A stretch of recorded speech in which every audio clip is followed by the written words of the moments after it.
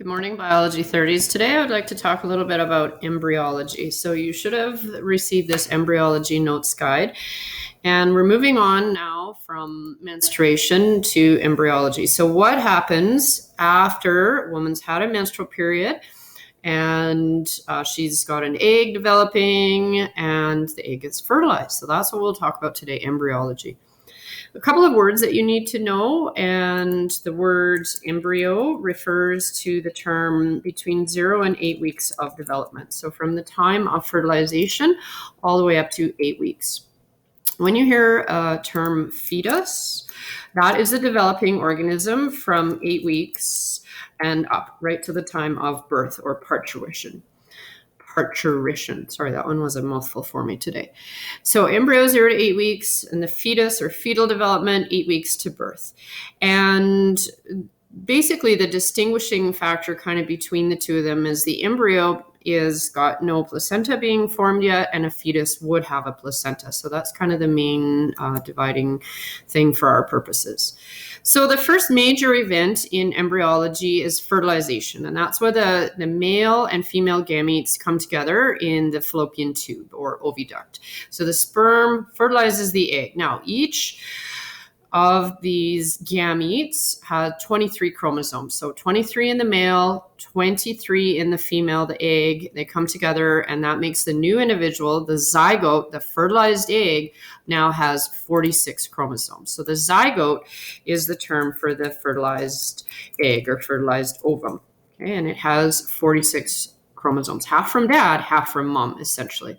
So a whole bunch of sperm arrive in the fallopian tube, and they have to break down that outer coating around the egg with the enzymes that's found in the acrosome, the tip of the sperm. And again, only one sperm is going to be that lucky guy who gets in and is going to cause the fertilization to occur. So you guys can do a couple of questions here. Number of chromosomes, just told you that. Where they come from? Well, half from mom, half from dad. Why does the egg have to be fertilized within 12 to 24 hours? Because otherwise the egg just loses its capacity to develop. The egg is only fertile for a certain amount of time. And why only a few sperm arrive in the oviduct? Well, a whole bunch kind of died along the way. Remember, the female vagina is fairly acidic. So a bunch of sperm die in the vagina. They don't make it to the correct fallopian tube. Maybe they go left when they should have gone right to meet the egg, whatever. Only a few sperm are going to arrive in the oviduct. And we've talked about this already, why the first sperm that reaches the egg is unlikely to be the sperm that is going to join with it. So some interesting stuff for you guys on the left side here, talking about multiple births, identical twins, one sperm, one egg. You get one fertilized egg, one zygote. And then early on in development, it divides up into two identical individuals. And so the twins have the same DNA. That's why they're identical twins. On the other hand, if you look at a fraternal twin, two totally, completely separate sperm fertilizing two totally different eggs. Twins do not share the same DNA. They're just sharing the same uterus at the same time. They're no more similar than a regular brother and a sister. Okay, so fraternal twins versus identical twins. So you can read through this little diagram, and you can read about how nature ensures that only one sperm enters the egg. And there's a video posted for you guys to watch that shows the fertilization. So once that egg is fertilized, it is, of course, this happened in the oviduct, the fallopian tube, and it's moving its way into the uterus. Eventually, it's going to implant in the uterus. So this single-celled zygote, the fertilized egg, is going to divide by this process of cell division called mitosis. And it becomes 2 cells, and then it divides into 4 cells and 8 cells. And so these early embryo stages are happening in the fallopian tube, and this process is called cleavage, which just simply means that because the cells are dividing, they get smaller and smaller, but the overall size of the embryo is not changing. And I should change this. It's not the zygote. The zygote is only that fertilized egg, and it is only present for like maybe 24 hours. Once it starts to divide, we now call it an embryo. So here's the zygote. That's that one point in time, 24 hours. And then once it starts to divide, it's now called an embryo. So it goes 2 cells, 4 cells, 8 cells. And then it's this little ball of cells called a morula. It looks kind of like a little raspberry, but the most important stage here, the critical stage, is called the blastocyst, this little ball of cells that has an empty little space inside of it, and this space fills up with fluid. So this blastocyst is a critical point now in development of an individual. The inner cell mass is going to actually become the body of the embryo. So here's the inner cell mass.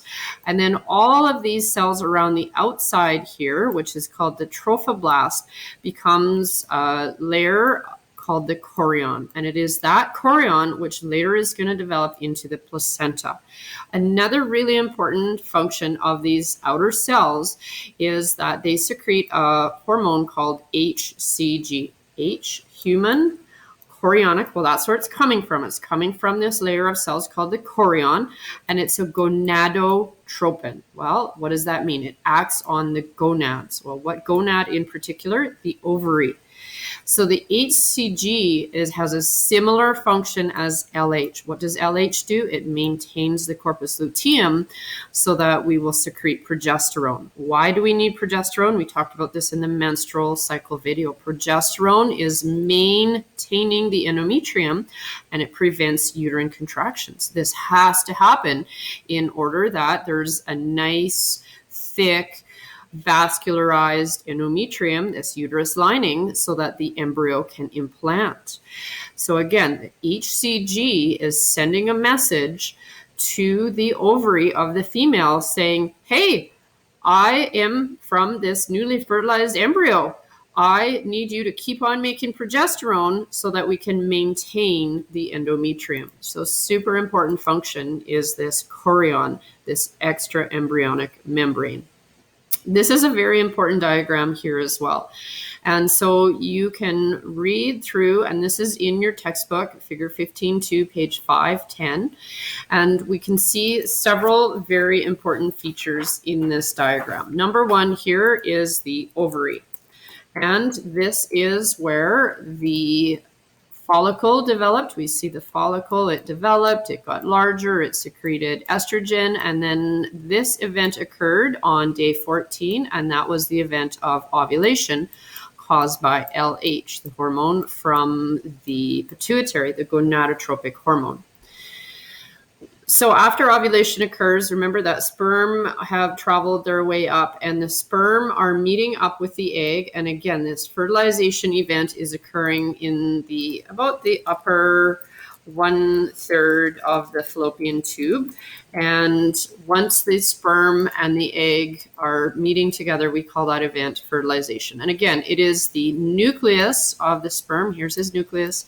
Here's the nucleus of the egg. When these two things get together, we are having the event called fertilization. So remember, 23 chromosomes from the male, the sperm, 23 chromosomes from the female, the egg, put them together, and the zygote that forms now has 46 chromosomes. So 46 chromosomes in the zygote.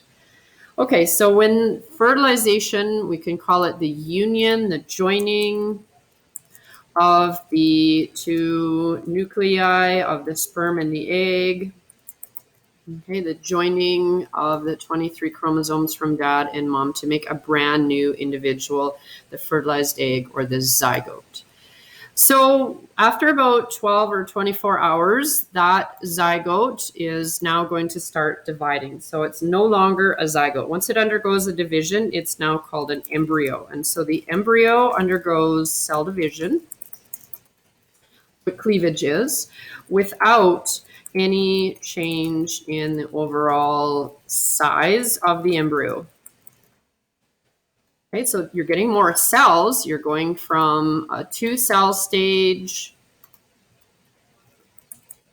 to a 4-celled stage to an 8-celled stage to a morula to this very important structure, the blastocyst. And we talked about the two very important parts of the blastocyst. Here is the inner cell mass that becomes the body of the embryo. That's where its head develops, and its lungs and its ears and skin, and you name it. And then the outer cell mass, that is going to develop into the chorion. And that chorion, remember, is going to form into, later on, forms the placenta. That's what we call its fate. What it becomes later on, it will become the placenta. But in the meantime, it has a super important job. That chorion is secreting the hormone HCG. And so this HCG hormone is being sent to this guy. Do you remember this yellow body that has formed? Remember the name of this yellow body that formed in the ovary? This guy's name is the corpus luteum, and his job is to send progesterone to maintain this endometrium lining. We are anticipating that the egg will be fertilized, and then this blastocyst is going to implant. So the job of the chorion is to produce that hormone HCG, human chorionic gonadotropin. That sends a message to the corpus luteum saying, hey, this is me. I'm just about to implant here. Implant meaning that the blastocyst buries in, it digs into the endometrium, and that's going to house it now until it becomes a fetus. So the HCG sends a message to the corpus luteum. Corpus luteum, in turn, is now secreting progesterone, and that progesterone, that looks like an R. It's not an R. That's a P for progesterone. Sorry, that was a terrible drawing. Let me try it again. There is a P for progesterone. Corpus luteum secreting progesterone and some estrogen. Don't forget about estrogen, but it's mainly the progesterone that is maintaining the lining of the uterus, the endometrium. And that's important for implantation to occur. Implantation occurs somewhere between 5 and 7 days after fertilization. So this entire cleavage process from fertilization to implantation is 5 to 7 days. That means that this is happening right in the luteal stage of a woman's menstrual cycle. She probably hasn't even missed a period yet. She probably doesn't even know that she is pregnant, because this 5 to 7 days, remember that at day 14 is when a woman has ovulation occurring. We're talking 7 days after. She's still in the middle of her luteal phase, hasn't even missed a menstrual period, may not even realize that she is pregnant. So I'm going to make another short video just talking about the germ layers that develop from this blastocyst, this inner cell body, and how it forms the different parts that make you. This was happening to you when you're in your mom's uterus however many years ago. So if you have any questions, michelle.ledeen@ghsd75.ca. And that's it for this video. We'll catch you on the next one, talking about the germ layers and the extra embryonic membranes.